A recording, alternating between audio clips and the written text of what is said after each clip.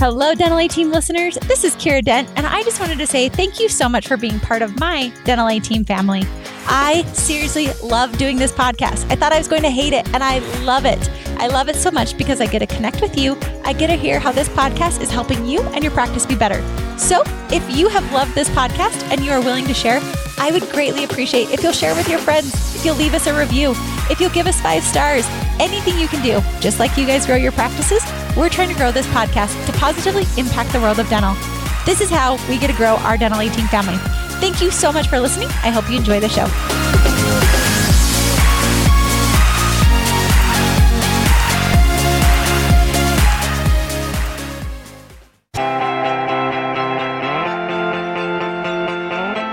Hey everyone, welcome to the Dental A Team podcast. We're your hosts, Kiera Dent and Dr. Mark Costas. Mark and I had this crazy idea that maybe we could combine a dentist and a team member's perspective because let's face it, dentistry can be a challenging profession with those two perspectives. And Dental A Team podcast was created. I'm a practicing dentist, a multiple practice owner, a dental performance coach, and the founder of the Dental Success Institute. I've been a dental assistant, treatment coordinator, scheduler, biller, office manager, current practice owner, and international dental consultant. Mark and I don't just understand you, we are you. Our goal is to positively impact the world of dentistry by sharing our lessons learned from the road in hundreds of dental offices. 2 perspectives, 1 mission, to help dental professionals reach their full potential. Welcome to the Dental A Team podcast.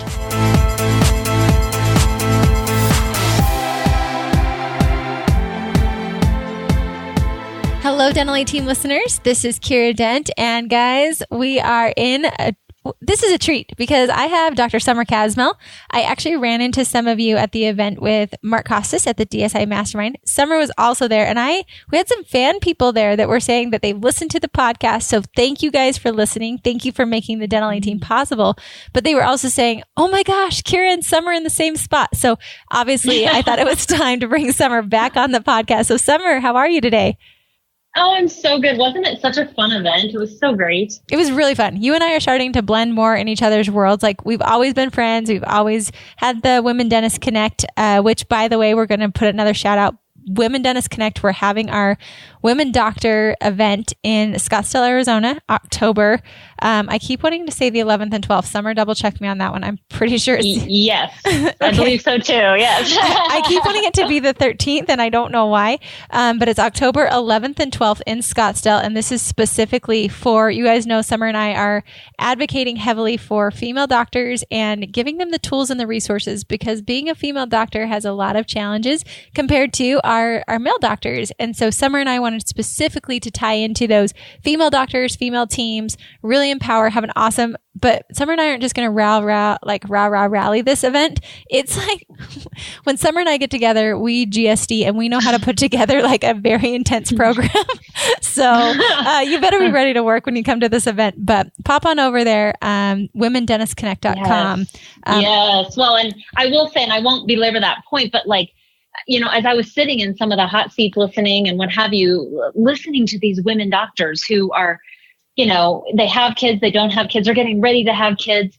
Like, it's just a different world, you know, and obviously I have 2 kids and I know, you know, what it feels like to raise kids in a practice that you're trying to run as well. And, you know, there was tears, there was like, you know, just, oh my goodness, like this is so difficult. And really it just kind of hits home like, it is just kind of a different ball game for women dentists. So yeah, I'm really excited that you and I get to kind of share our stories and help other women, you know, kind of move forward in their careers, no matter where they are, whether they have kids, married, not married, whatever. It's just nice to be in a kind of a safe spot altogether that we can totally do that kind of stuff. Absolutely. And I will do another plug. Paul Goodman from the Dental Nachos, he and I did a podcast this morning, and I'm actually going to get him back on because he told me, you know, Kiera, I loved that you are an example of somebody in our field.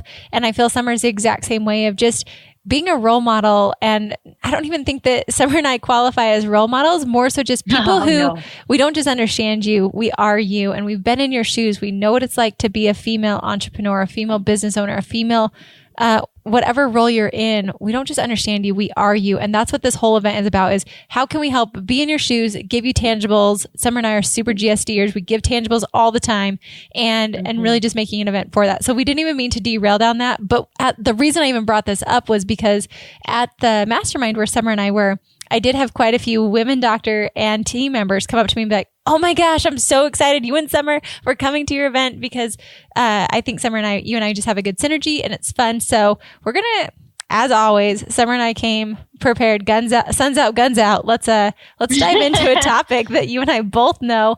And I love when Summer and I get on because doctor, team. So let's, by the way, that's Summer's nickname from me. I just threw that out there. So let's get to work. Let's do it. Let's dive into our topic because we've got a good one today. So take the lead, my dear. Mm-hmm. Okay. So, a really good topic, because you have to remind me which one do we decide on here for sure. But I think we're going with, there's too many good ideas, right? But I think the one that we're going to go with is, and I used it as an example, hopefully this is helpful to other people, is we kind of set our bigwig for the month of May. And I adore my team. Anybody who knows me knows that I can't give enough props and accolades to my team. My teams and my offices that I think are amazing. But we had this May goal and they hit 3 out of the 4 criteria. They missed the other one by like a measly, tiny number. And I could have just let it go and said, oh, darn it, what have you. But instead, we used it as a learning opportunity. And we brought it to our next team meeting. We said, hey, guys, does everybody get what happened? And, this is what their bonuses are based off of. This kind of gives them really great momentum and things like that. So I said, what do we see happened? And then I opened the floor. And what's amazing is I have these department heads, and Julie kind of stepped up and was like, hey, I think what happened, honestly, we could have met that production goal. But I think honestly, in our morning huddles, that was part of we weren't super intentional of kind of playing as a team. And then I had another team member who's actually my marketing person who was like, you know what if we would have figured out one big case, maybe on our Flex Friday, what if we would have come in and just done that one case? Could that have put us over the top? And so they each kind of chimed in and brought stuff to the table of, we don't want this to happen again. So as we're reading the numbers every morning and every week at our accountability meeting, what does that actually mean for us? And now in hindsight, what could we have done more proactively to have met the bigger goal? So they all got to brainstorm, and it was pretty enlightening what they came up with. I really like this, and I want to sink into this a little bit more because I hear this a lot of, and I did this, I was guilty of it. The team's so close, they've worked so hard, so let's just bonus them. And I think it goes back to when I was in soccer. I was not the best soccer player, but I got the trophy just because I showed up on the field. And Summer, I love that you're not afraid to be the doctor that's like, no, let's actually dive into this and figure out why, as opposed to just sweeping it under the rug. Why didn't we? What could we have done? Because the reality is, as long as you're intentional with the goals, because some team members, let's throw this out there. What do you do if you're a team member? I hear a lot of team members say, what do you do if the goals that the doctor has set just aren't practical? They're just not realistic, because that's a whole other side of this. But Summer, I think you have a good, what do you do if they're not practical? Because I have mixed feelings on this. I think a lot of times the goals are practical. I've just never seen it done. So I think it's out of my realm, whereas the doctor has seen other offices who look just like you do it, and they're bringing skills to you. So what do you say to your teams when they say, well, are these realistic, or what are kind of your ways to get teams to buy into this? Because otherwise that bonus just feels, teams will say, I'm sure you've heard it, oh, this is just a way for my doctor to make money, or this is just a way for them to make more money for them, but never pay us. So I love that you dove into talking to your team about why, but I think even a few steps before that, what have you done with your team that helped them buy into these goals, to know that they were realistic, even though they're pushing them and stretching them? What do you do at the forefront to get there? Well, and I think that first off, that is a really good point. As to, you have to make the goals attainable, but still a stretch. And that comes down to forecasting for the year. This is about where I want to be at. I want to do about this much. I have a clear goal of this is the number of whatever, collections, production, new patients, Google reviews, whatever. You reverse engineer it to what monthly number you'll need. And then I look back to where the last year was, the last 6 months, the last 3 months. And that can give me an idea of, do I need to kind of slowly ramp it up? Or can I just come out with, okay, this is what the goals need to be for 2019, and it's completely attainable. So first you do have to make sure that there's something backing it. You can't just pull numbers out of thin air. Not only Very that, true. if you pull numbers out of thin air, you actually may be the one who takes the hit, because I've seen that where doctors bonus people way too high for what's actually coming in profitability. So it can go both ways. It can be hard for the team to attain, and it can be hard for the dentist to actually recoup that. So it has to be a triple win for everybody, obviously, the patient, the team, and the practice itself. So that starts, with that. The other thing that I see sometimes, doctors like to put these goals out and not help the team understand how they're attainable. Totally. It's like, hey, here's this. I want to hit this. I want to make this much money. This is what we need to do. So team, you guys got this. Go for it. Like, make it happen. And then, yes, make it happen. And they're like, I want to do that. But I like to joke that sometimes if you don't give them any kind of direction or what it looks like, they'll start majoring in really minor things. And, you don't like, it's not that selling nitrous, is not going to help, but you want to give them more of a clear path as to, hey guys, so what this could mean is, what if on a daily basis, we get the doctors to production 80% of the time? Or what if we, on that daily basis, we're $1,300 short of our goal? What do we see we can do on that day? Let's brainstorm that. So sometimes it's, all I had to do was add 2 fillings and a guard. Right. Oh, okay, that makes sense. Or, hey, this patient's already in the chair. We know that they're going to come back next week for the crown. Do we want to go ahead and just get that done today? And then we can focus on next week, tomorrow, what have you. So that's what I mean. Is sometimes I find that we give them these goals without really finding a way to educate them on how it's even possible. And I will say, as a leader, that is a hard piece to do sometimes. Like for me, I know where I want to go in the business, but really I think that's being intentional as a leader and as an office manager, as a doctor. Okay, this is where I want to go, but just beyond setting the vision and the future, I also had my team help me build the goals of where we should be at the end of this year. So my team was super bought into where we're going. They feel it's achievable and attainable because they took authorship with me. I gave them the guidance of, hey, this is what I'm thinking. Help me build these to what really resonates with all of us. And then from there, but as a leader, you're right, Summer, our job is to make sure that we build the path for them to success, as opposed to just hoping that they get there. Because you're absolutely right. I love how you said they're majoring in minor things, because that's their reality. I don't think they're intentionally trying to do that. They just don't see the bigger picture. And as a leader, your job is also to look and navigate, guide your team, learn from them, but really build that structure and framework of the tools for success so they can actually get there. Yes, exactly. And it's just that, so much like to them in the course of a day, it's really just a myriad of tiny tasks that have to be check marked off. Okay, did I shut down the compressor? Did I turn on the compressor? Did I, check my inbox for this? Right? It's just this whirlwind of activity. So helping them understand amidst that whirlwind, what we're trying to do and what on a daily basis is really the major things that are going to get them to that goal. You have to help them sometimes see it. And then what's really cool is as they practice and kind of flex that muscle, they become great at doing it themselves. Hence, my team was sitting there brainstorming, like Rachel, one of my dental assistants who's been with me now almost 5 years, she said, honestly, guys, we're not working truly as a true team in the morning huddles. We're each in our lanes and we're each seeing what we need to do to get, maybe our own selves to goal within the best of our ability. But we're not looking at, hey, can I pull from over here? Oh, hey, can I share this patient with Aaron? And, both of us can benefit from giving like the most amount of value to the patients, but maximizing the time while they're here. And I loved that because I was like, what a great thing for them to figure out all on their own, So that's where once you start flexing that muscle, they're more capable and equipped to start seeing it for themselves. So let's break this down. I think it's really important to step this up. So when you're doing it, make sure you've got your yearly goals, your monthly goals, very crystal clear as the owner, as the leader of the practice. OMs can help with this. Doctors, make sure you've got this. This is your world. This is what your job. You're the only one who can do this. So making sure you're crystal clear on where you're headed on that, break it down so it's monthly, so it's attainable. Your team knows it's attainable. Then next step is give them the tools, help them have the path, help them create that path, help them start to see things differently, help expand their horizons, if you will. And then from there, when they don't hit goal, take that as an opportunity of what could we have done, and really empower your team to start looking for those solutions. What is it? Is it the morning huddle? Could we have done this? Because I think as a team member, Summer, as you're saying this, when you get the team to calibrate together, when you get them to pull together to look as a team, what could we have done differently?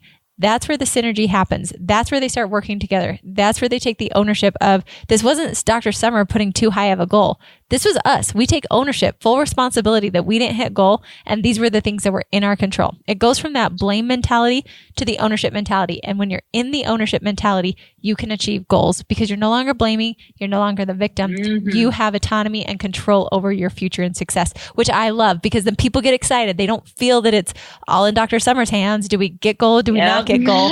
It's in me. And this is what I can personally do to hit that goal. And you really taught them how to do it. So I love those 3 steps that we just walked through when your teams aren't hitting goal and how to keep them motivated to do so. Right. Well, and it makes it to where then when I do bonus, like, I know this sounds funny, but like, I'm like a kid at Christmas. I love doing it. Like, it makes me so happy because I know, like, okay, 2 of them are saving up for houses and one really wants to get a boat to take on the lake and one wants to take a vacation. It is so super fun.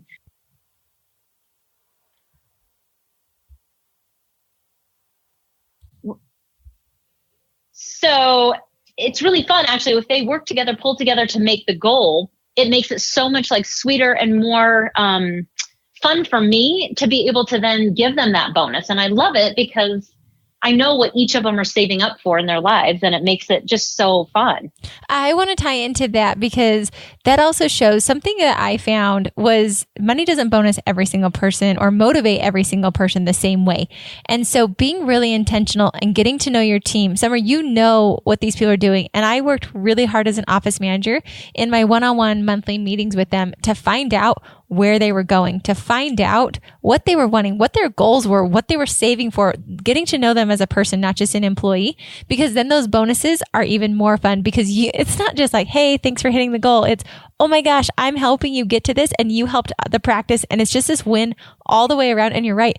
I remember Justin Schmidt, who's a mutual friend of yours and mine. We both love Schmidt. Yes. I remember one day he said he had a contractor who was helping him build his new building that he's working on. And he said, you know, I can't wait to give this guy a check. Like, it makes me so happy to pay him for the work that he did. And that really struck me because I thought, there are certain people in my life where I am really excited to pay them because they just went above and beyond. They made my life easy. I just feel excited and I can't wait to pay them. I have a girl named Monica. She's awesome. She's a wife of a dentist in Grand Rapids, and her and I become great friends. She went through the OM course with me, and she now helps edit all of our Dental A-Team products. She's an amazing marketer, amazing editor. She's fantastic. And it literally makes me so excited to pay her. It makes me excited to pay Tiffany and Kaylee and my whole team. Yes. I love, as funny as that sounds, like I didn't understand this until it was my world, the money that we bring in and we pay it out. And some people I'm like, ugh, I got to write this check. Like, it really bothers me that you don't go above and beyond. You're not super helpful. Like, I don't even want to write this check to you, but I have to. And I think those bonuses, when you're super excited about it, you're right, Summer. And team members, I think it's fun for you to hear this perspective of, it really is fun to pay you and to see you grow and flourish, especially when it's on the flip side of, you've helped us as well and you're helping grow this and you've taken ownership, and it's fun because it feels, I don't know how to say this. So Summer, you might have a more eloquent way to say it, but I feel that you're on the team. You aren't just a team player, but you're also an owner in helping me build this and create this. And it's very fun for me to pay you because it's just this momentum and synergy that I feel with my team when they're in that realm, as opposed to paying out of obligation because hooray, you hit it. It's obligation. Are you in that boat with me? Do you feel those same feels? Absolutely. Well, and it goes really back to, a previous podcast you and I did about just entitlement, right? It doesn't feel like entitlement at all when they're working together as a team to really push the practice forward and bring just wow experiences to the patients.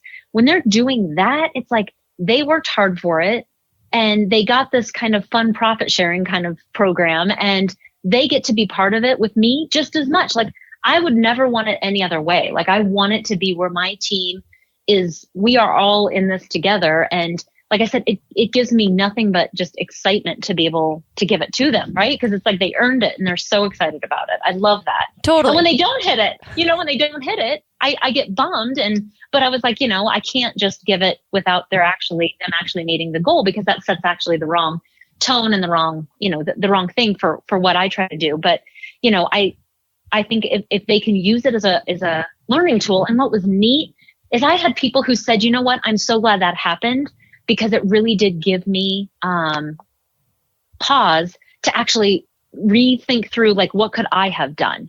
Which, oh man, that just makes my life so happy when it wasn't like, she's so mean. It was all on their own.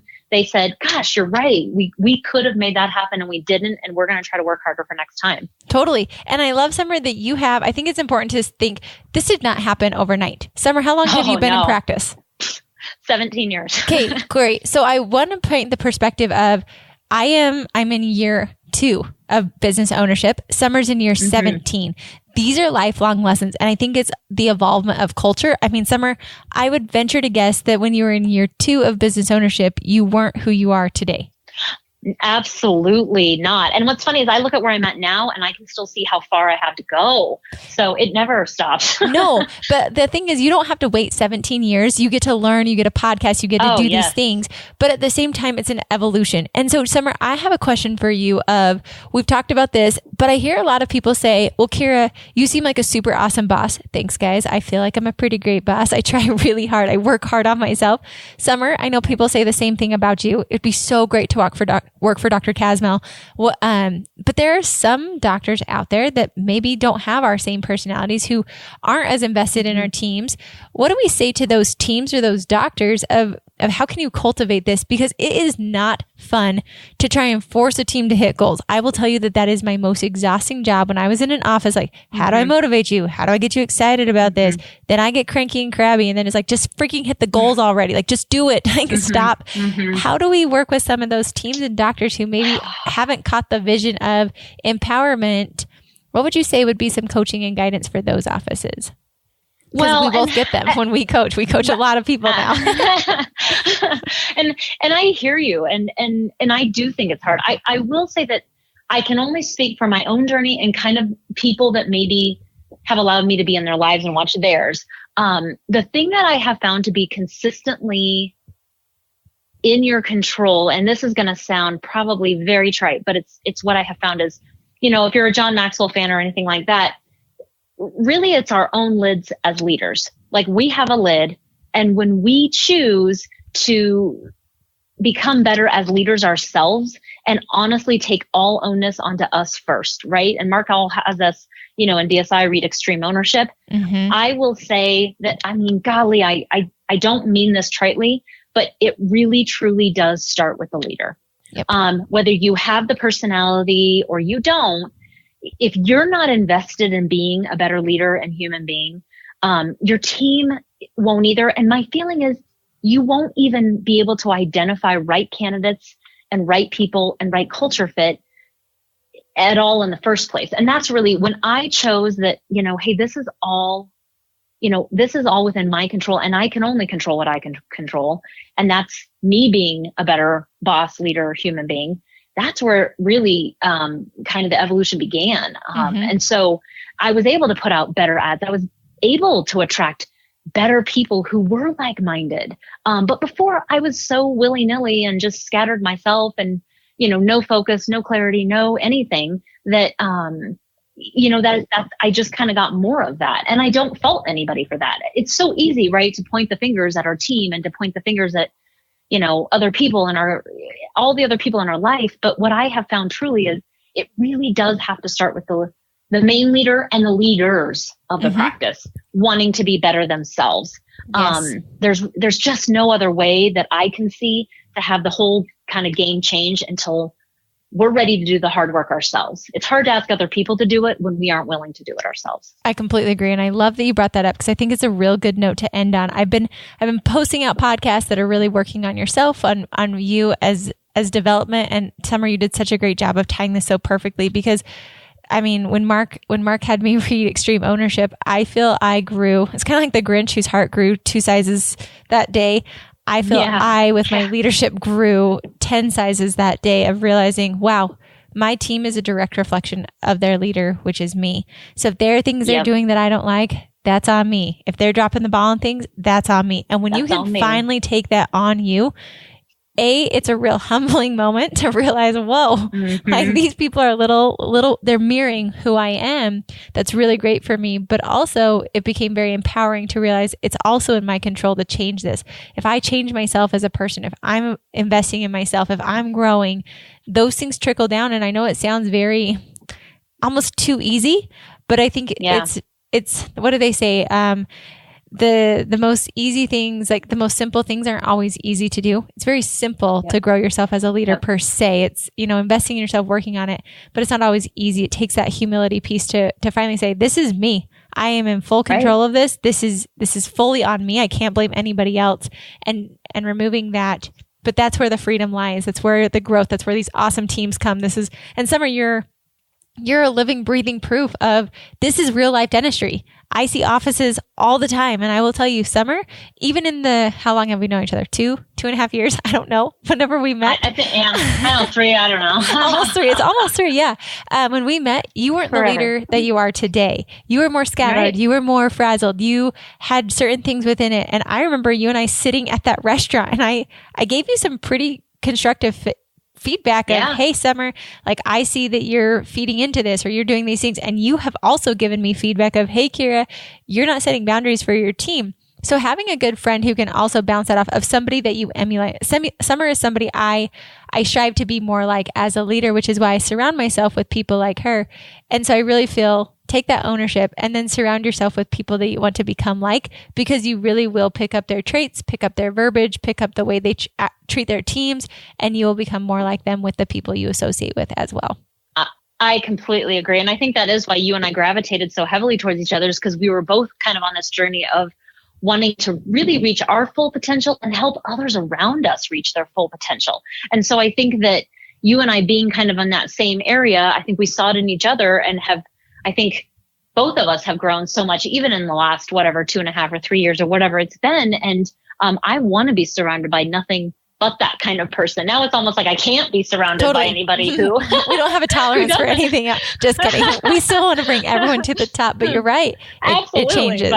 It changes. Yeah, it's just, you definitely gravitate towards people who really just want to be the best that they can be and bring up everyone around them. I love being surrounded by people who just, want to see the full potential of other people, not stepping on people's toes or anything. Just they want to see everybody around them rise to a higher tide as well. Absolutely. So, all right, teams, Dr. Summer, you are seriously a wealth of knowledge, and I love you on this podcast because it's easy. There are certain podcast people that aren't easy for me when I podcast, but when Summer and I get on, I think you guys can feel it. It's just but this is our real life. We riff like this. We talk about this. This is because we're constantly trying to improve and evolve ourselves into this. Summer and I will go the rounds, guys, of like, hey, talk me through this. What do you see that I'm not seeing? How can I be better at this?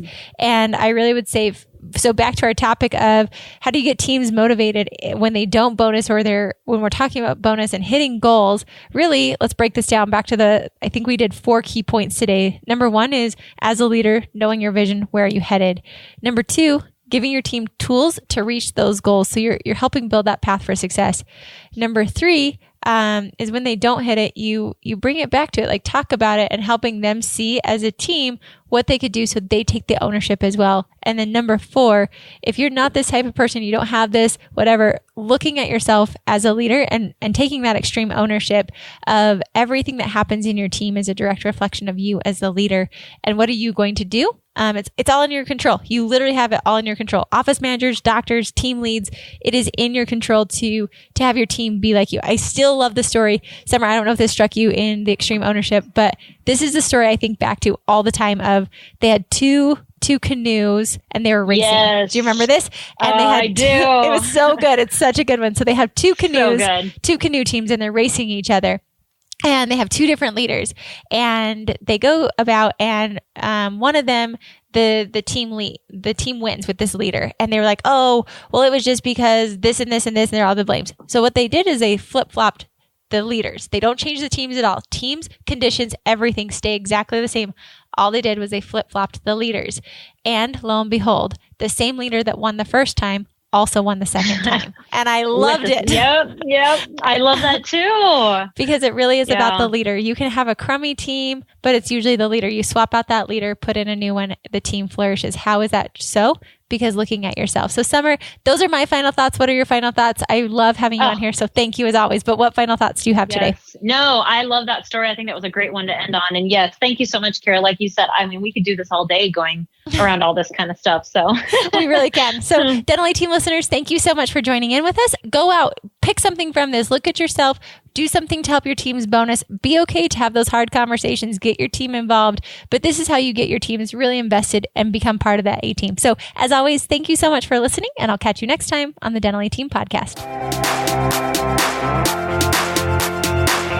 And that wraps it up for another episode of the Dental Team podcast. Thank you so much for listening, and we'll talk to you next time.